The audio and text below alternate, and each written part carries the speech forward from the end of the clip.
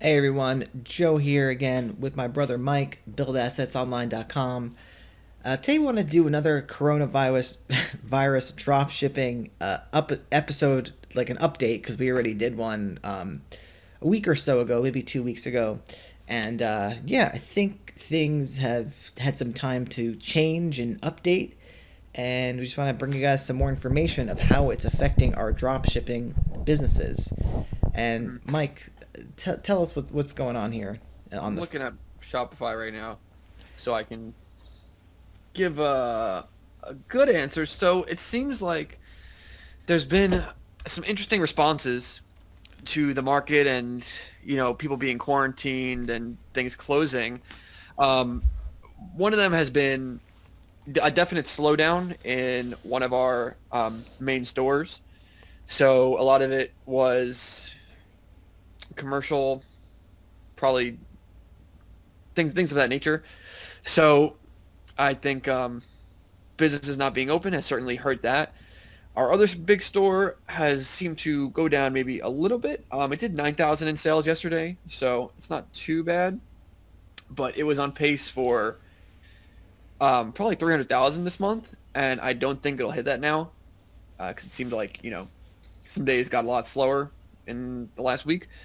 But interestingly, one of our smaller stores has seen an insane amount of growth, and it's actually concerning because probably the last month on this store we had 24 orders probably total, and today I'm seeing 40 orders, 20,000 in sales. Yesterday, 40 orders, 20,000 in sales, and we're at 97,000 in sales for this month. And I don't think our suppliers will be able to keep up with this demand because I talked with them, and we have two main suppliers, and they've both said that this has been unprecedented in terms of the amount of business that they're getting. One has said that they've gotten a month's worth of orders in one day, and another one has said that it's basically they're seeing more orders than they do during like peak Christmas time. So yeah, that's been a quite a surprise, but I guess we're welcoming it, and we're gonna see what happens. I think honestly, the suppliers are not gonna be able to keep up with the demand, and they're gonna sell out of a lot of stuff. But yeah, definitely some interesting developments, Joe. Yeah, so I mean, to be clear, we're probably not going to end up making money on all those sales at this point, or We are we? could, we could. I talked with the rep yesterday, and he said at the time they have enough stock, but he made it seem like in a week or two they probably will run out, or they may even need to do rations, like Wow. ration off certain amount of units you can sell a day. Oh Um, wow. yeah, so we're gonna go full socialist, social socialist dropshipping. Yeah. Um, but I'm hoping it all gets processed, and I don't even know. I'm just taking it day by day and seeing what happens. That's really all you can do. Um, in situations like this, it's a good problem to have, but yeah, pretty strange. Yeah. On the content side of things, this is unrelated to dropshipping, but it has to do with our blog sites, our Amazon affiliate sites, um, our, our site with ClickBank, which is not a prepper product, seems to be on the rise, which we'll talk about in another episode. But on the Amazon affiliate side, definitely seeing orders not being shipped, so no commissions yet. Uh, Um, yes. yeah, that's pretty interesting. Don't know how that's going to pan out. I know there's restrictions on Amazon in terms of like how much stuff you can order. I think they're even limiting orders to certain people. Um, like I know that they were only doing like emergency and essential supplies in some areas or something like that. So Mhm. that's definitely slowing things down. Um, and Mike, I want to ask you a question. So are you seeing any any reductions in the cost per click as far as what we're paying? I haven't checked. Because as far as the ad rates go, So we have sites that make money through ad platforms like Mediavine, Monumetric, New Or Media. Definitely seeing reductions in those ad rates. I want to say at this point, like 10 to 20% less we're making since this whole thing kind of got underway. So yeah. So our ad networks we're making less because the networks themselves are making clicks cheaper. Well, it's just the bids are on a downward trajectory because people are pulling their ads. And Yeah, true. yeah, so that's why I was wondering. I actually haven't looked, and Yeah. that's the beauty of high ticket dropshipping, instant e-commerce asset, is that we're about to hit the holy trifecta of 3 stores, 100K, and I don't even know what the ads are doing. Okay. Is it worth while we're in this conversation? Might it be worth lowering them, the bids, or not really? Just for the people out there. You know, lowering them for the stores that are not doing well, I or mean, for maybe across the board. Well, I guess yeah. If something is for not what doing purpose? well, so say we have a store where we know that these products are not going to sell now, or they're not going to sell We less. don't. I mean, but we don't know, because even before we sold something we usually like. Yeah, yeah, Like, on one of the stores that was slower, we actually are selling stuff still, but just at a lesser rate. And it was doing well enough earlier in the month that like I'm kind of giving it some time to see how it's developing because it's still getting sales. And yeah. so the way that I approach things is I would rather just spend more now and kind of make less margin, but just use this time to kind of generate more awareness and still be out in the front lines rather than start sort of backing out. Right. So that way, when people do start buying again, they're going to be searching again, and we're going to be retargeting them with the search ads. It would be interesting for me to check and see like if traffic slowed down or Well, what the case has been. Um, but I'm also assuming that people really would have other things to worry about and they're not going to be searching as much. And this is just an assumption. Like I said, I haven't even checked. So I can look and be wrong.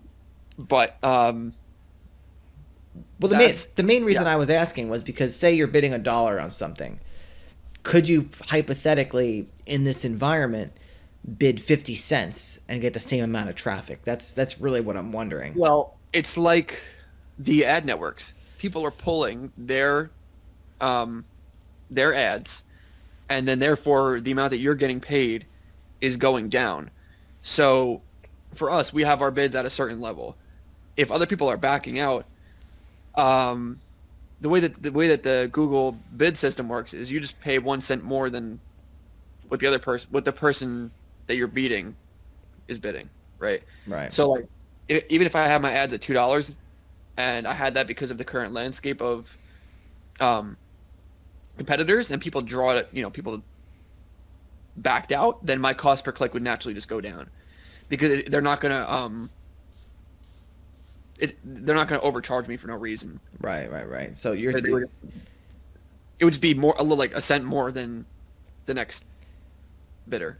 yeah. So you're thinking stay at the top and try and even get more search domination during this time, so that hopefully when it subsides,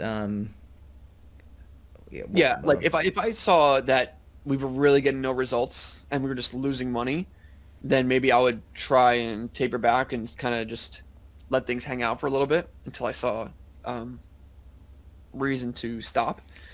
But right now, things are going decent, and so I'm okay with decent results yeah, and being at the top. yeah. All right. So that's how it is. But when the important thing about Google Ads and just data in general is like you need to really, really analyze what the assumptions are that you're making, like in your head. Like this is like engineering school, first class. This is like the basis of what you learn.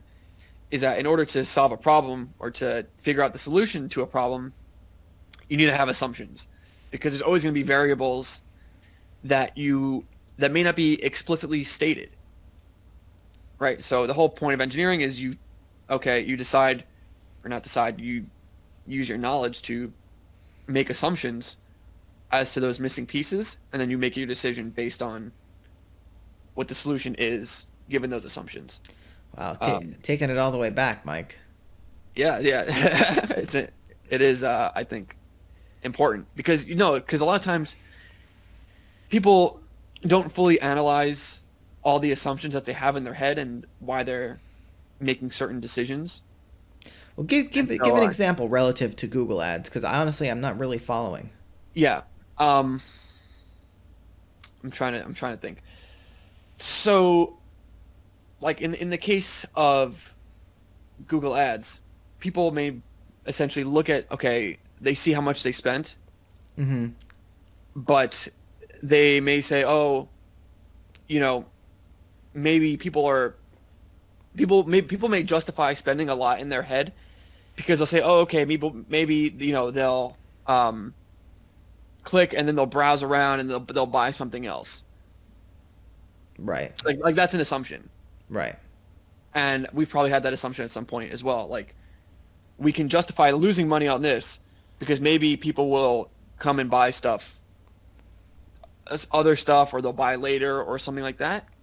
But you need to have at least the whereabouts to understand that that's just an assumption that you have in your head. And so you need to be constantly analyzing that assumption to determine if it's correct or not. Right. So you want to make sure that your assumptions are supported by the data you're seeing. Yeah. But in this instance, will we actually know? So our strategy right now is to kind of keep going as far as the Google ads are concerned. We're not lowering any bids. We're not doing anything like that. And our assumption is, like we talked about, people are, when things start rolling again, the economy gets back to normal state, people are going to come back and buy stuff, and we've already gotten in their heads, and that's the assumption that we're making here. Yeah, and so I'm judging that based off of the amount of leads that have been coming in recently, and just seeing like the overall interactions that are going on inside the store. Right. And so even though sales aren't really happening as much right now, I think leads are still being generated at a pace that, given what I've learned, should result in good sales. There we. I think we teased it out there, Mike. I think. Yeah. No, but that's very interesting. So traffic is still coming to the store, leads are still being generated, people are still interacting with the live chat. They're calling in, stuff like that, and we know based on historical events that when you have a big backlog of these leads, the people who call, the people who interact with the live chat, the people who sign up for email, then that results in sales later. And I'm assuming that things are going to turn around in the next couple weeks, and then that will in turn result in people beginning to buy again. You know, they're going to do the business stimulus, the stimulus package, whatever. Action's going to be taken. People are going to have money, and they'll in turn, go back to spending and maybe even spend a little bit more. Yeah. We should touch on that business stimulus and how it relates to online business and high ticket dropshipping, because I think it's an interesting conversation to have, and we'll do it in this episode because I think it's going to be quick. So let's do it. When you have a situation now where the government and the central bank, the Federal Reserve, are going to come in and stimulate the economy, and you can how are they going to do that? They're going to inject capital into it. The central bank is going to print money. The government's going to send money to businesses and people and stuff like that. Central bank's going to provide like liquidity to banks and yada yada. We don't have to get into all the details. But you can look at this as a good thing or a bad thing, and there's lots of different ways to look at it. If you're analyzing it for like political reasons, or you're trying to understand it, you can make judgments on it. But when you're in business, it's important that you're not really making too many judgments on it, but you're figuring out how to best position yourself to take advantage of it. And I don't necessarily mean to take advantage of people. I just mean to have your businesses or have many businesses in a position where, you know, they're going to get a piece of the stimulus, because you're going to be, you know, I guess, providing goods, services, or information that people are going to benefit from. And it's a bit of a different mindset to have than kind of just thinking, oh, the government's doing this, the government's doing this, the government's doing this. As a business, you have to kind of look at what the government's doing, not always with like a critical eye per se, but more like in a way where you're going to respond in a way that's favorable to your business. So with that's why online business is really so great, because you can have businesses in a bunch of different industries really, really quickly, because if you set up the way we teach, it's pretty much all digital. So with that said, guys, let's just wrap it up here. Mike dropped from the call. I think the internet is strained where we are, because I guess a lot of people are at home. BuildAssetsOnline.com/playbook is our free course. If you want to learn how we do dropshipping, our dropshipping course is BuildAssetsOnline.com/asset. And if you want to work with us one-on-one, BuildAssetsOnline.com/membership. And with that, we'll see you in the next episode. And Mike says to take it easy.